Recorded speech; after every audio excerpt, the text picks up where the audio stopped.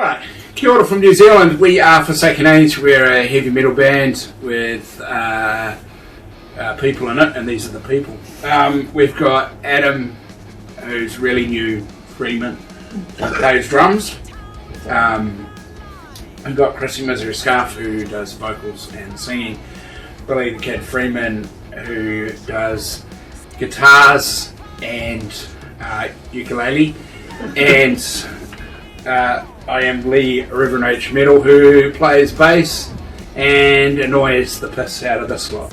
So we put out an album called Heavy Metal Nightmare, and it's just all those classic 80s influences, like Accept, Saxon, Judas Priest, Iron Maiden, all in one awesome album. There's just so many different influences, there's so many different styles, and it's not just, one thing. It's like, oh, that song's different, it's just a lot of variety in one awesome album, and we're super happy with how well produced it is, all the quality, all the playing that's gone into it, and it just rocks. It's so awesome. It's just like, you listen to it and you're like, that is heavy fucking metal. Yeah, and it was awesome having Dave Rhodes on as producer for this as well, and it's definitely for 80s metal maniacs. The lyrics are inspired by a whole lot of different things. Sometimes it's real life situations, but mainly it's because I like a lot of history and things. One of the songs, Raven's Cry, was kind of inspired by something in Game of Thrones and a little bit of Vikings, and it just all comes from different things that I like doing, like watching TV and history, and I'm really into battles and fighting. So we know. One of the examples of the lyrical content and inspiration is Death Terror, where I was reading a book about how people like to think that they're going to leave a mark before they leave the earth, before they die. So they want to leave something that's going to make them remembered. So often they try really hard to leave that legacy, and it becomes something that kind of consumes them. So it's Death Terror, and that's what the entire song is about. Just basically, you're trying to leave a legacy, but at the end of the day, not everybody's going to remember everything you do. So the song Heavy Metal Nightmare is it's got a bit of a personal note for me, because I wrote the verse lyrics when I found out that one of my friends I hadn't seen in a long time had committed suicide. So I wondered what he would be seeing from wherever he had gone, whatever you believe in, and looking at us, hearing the news and seeing our reaction. The album artwork was mainly derived from cheesy horror, basically. Cheesy horrific writing, typography, and some creepy hands to give a nice vibrancy to the album, make it look old school, but also have some modern day flair, where it captures your eye. But if you look into it a little bit deeper, you'll see some cool little details, and just a summary of what the album will sound like. You'll look at it, you'll think, looks awesome. You'll listen to it, sounds awesome. It's just a summary of what the album will look like in comparison to what it sounds like. This album is going to be released via Pure Steel Records, and we're really, really excited about this. This is one of those labels where is iconic in the underground, and that's really, really important for us, because we wanted a label that supports what we try to do, and Pure Steel provides that. Pure Steel, for me, is the heavy speed metal label. It's the label I go to when I want to check out new heavy metal or speed metal bands. So having support from Pure Steel for this is beyond words, and we're really, really happy about it. I think having a label support is not crucial if you're a band starting out, and you can't get label support initially. It's not the end of the world. Get your music out there, get people listening to it, do what you can. Heavy metal has survived simply because it's DIY.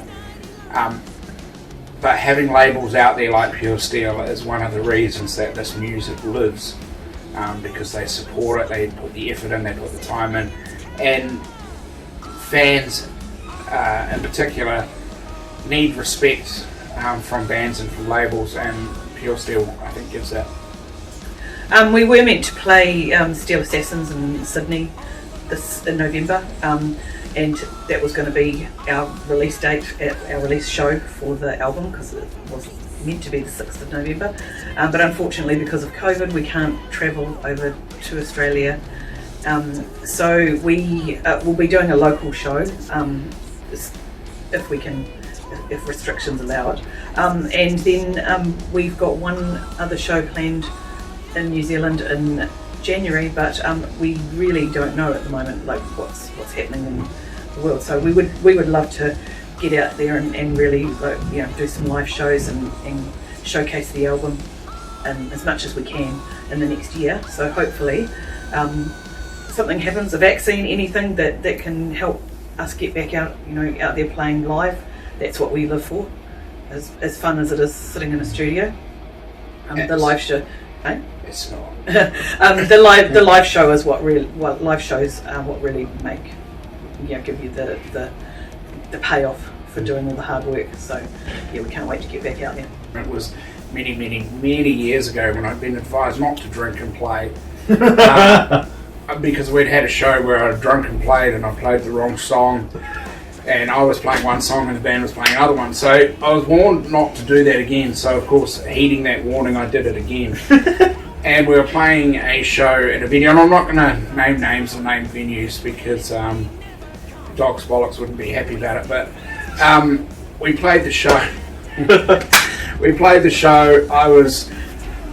I had a few drinks before because it was this warm summer's day, and I was thirsty, and it's night, and water is what fish fucking, so I didn't really want to drink it. So I was drinking beer and bourbon. I was drinking something. It wasn't water because, you know, again, fish fucking it. And I was so drunk that I couldn't plug in my guitar, and I had to have the help of people to actually plug my guitar into my amp. That's how drunk I was. And somebody told me that we had a smoke machine, and I thought, well, this is fucking fine and dandy. And a smoke machine, if anyone knows a smoke machine, it's a one button push. You push the button and you leave it. Except I thought, in my drunken mind, that what they said was you push the button to start it and push the button to stop it. Well, it wasn't working, and I pushed the button probably over about 50 or 100 times, and I nearly smoked the place out, which nearly resulted in an evacuation. And kind of killed my voice. Yeah. Yeah. It's fun. Yeah, that was my epic fail moment. Have you had one? I mean, other than joining the band? Got many times with me hitting my head on your guitar. Oh yeah. My first ever show with Forsaken Age, I hit my head monumentously on Lee's pointy guitar. I woke up the next day with a big cut right here. Yeah. And I thought, well, you know, it's rather metal, I guess. Yeah, the show that we played in July for my birthday, and I looked down at the set list, just glanced down and thought, oh yep, it's that song. Thought we were playing Running in the Dark. Thought, oh, it sounds a bit strange when the guys started playing it, and then I was like, oh, am I meant to be singing? What words am I singing? And then I realised it was Guardians of the Damned. So yeah, it took me a little bit to compose myself and actually start singing. Got any in it? No, you're pretty much perfect, aren't you? Yeah. Clean as a whistle. Yeah. Well, for now. So far. I mean, now you are a drummer. Probably the most recent one that we've bought that's really stood out to me has been Ross the Boss Band, latest album. Their album is full on just 80s metal. You know, that's the stuff that we love. So the vocals are incredible, the musicianship's incredible, and it just all comes together. And when we played it, I was like, as soon as we put that record on, I was like, fuck yes. Yeah. Mention is Firepower by Judas Priest from 2018, is that? We got 1.5. 1.5. One is Australian band called Black Ram. Recently got their latest album, and this thing, so just check it out if you're into old school death metal in particular. This thing is just riff city, and I loved it because a lot of death metal bands that come out now, in my opinion, are by and large annoying, just because of the the whole we've got to play things at 100 mile an hour and fit as many notes as we can into a single bar to look cool. But these guys have kept it riff heavy and in the vein of things like Obituary, Morbid Angel, etc. And I think it's fantastic. And the half is, because I only just heard it today, the new Sodom song. It's an absolute ripper, and it just reminds me of that 80s Teutonic thrash. So yeah, check those out. It's not super new, but The Face of Fear by Artillery, the new album, that album just fucking rules. Like, it's just all out thrash like they are. And the cool thing is we got to open for them February in this year, 2020.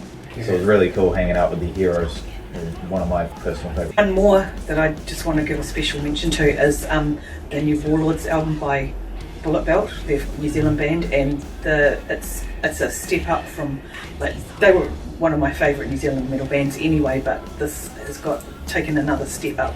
It's got some amazing groove to it, and every song's got a bit of a kind of, a different feel, which I think is really important. You want to listen to something and go, oh, there's a little bit of that and a little bit of this,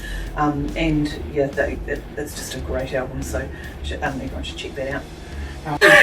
The question comes up a lot in interviews about COVID-19, and I think one thing that people need to remember before we panic and think it's the end of music as we know it. It's probably the end of other music, but the thing with heavy metal is that it's enduring, and it's enduring because it's important to those who are involved. Those who play the music and those who are the fans are equals, pure equals. That's always been that way. A person who picks up a guitar and plays heavy metal is just as much of a fan as the person in the front row. And because of that symbiotic relationship between the musician and the fan, it keeps it going. The other thing to bear in mind is that metal has always been DIY. Even at the highest levels, it's DIY. We struggle to get support from the mainstream, which is a good thing. The mainstream can fuck off and die. And we will continue and will endure, and you can see that by things like the live streaming shows. The live videos on Facebook have been absolutely phenomenal, seeing these musicians who aren't touring at the moment taking time out to connect with their fans, and that is why COVID-19 will be just another long line of things that metal defeats, from Satanic Panic in the 80s to new metal in the 90s, to anything else that gets thrown at metal, it survives. Next steps for us now, because we don't have the shows on, we started writing again, and we've got 3 tracks already towards another album potentially. So we're going to take this time, write some new shit, write some heavier shit, and we'll come back stronger than ever. And if you're in Europe and you're watching this, a couple of years time, look out for Forsaken Age, probably in a town bar. Definitely in a bar near you. Sure. There we go. We are Forsaken Age from New Zealand. We're a small country at the bottom of the world. Don't ask Americans, they won't know where we are. Also, we're not part of Australia, we are separate communication. Check out our album coming out on the 6th. Definitely for 80s Maniacs. It is all killer, no bullshit. And tell you what, if you buy it and you like it, send us a message via our social media. If you buy it and you don't like it, you're probably a poser.